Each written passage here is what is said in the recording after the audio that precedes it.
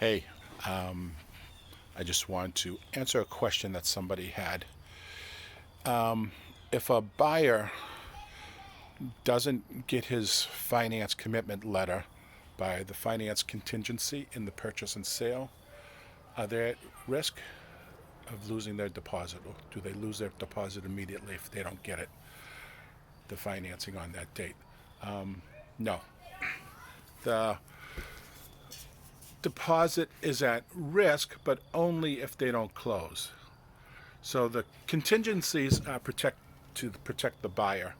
It really has nothing to do with, a violation of the contract if they don't get those things done. Like the home inspection period. If they don't have a home inspection by the date on the home inspection period, it's not a violation of the contract, but they lose their right to get out of the contract because of home inspection. Same thing with the finance contingency date. It's not a violation of the finance contingency date to go past it without having your financing secured, but you lose your right to getting your deposit back, at least most of it, if you go past that date and you don't have financing. As long as they go to the closing and they close on the property, there's no risk at all. So the contingency dates are dates to protect the buyer.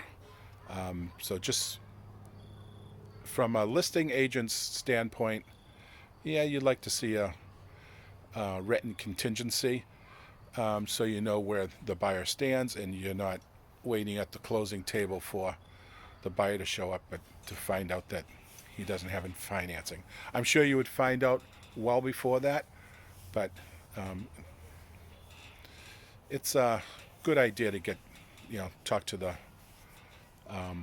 buyer's agent. You can go past, you can wait until the next day and ask, did the buyer get his finance commitment letter?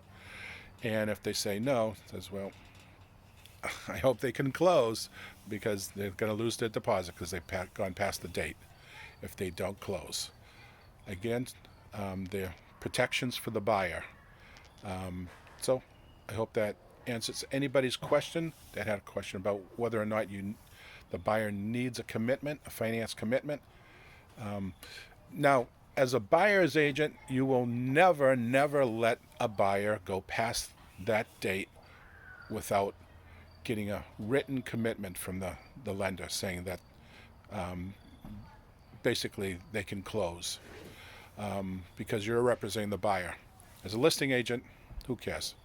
The seller will end up keeping the deposit, or at least negotiating a good portion of the deposit with the buyer if they can't close. All right? If you have any questions, you know where to reach me.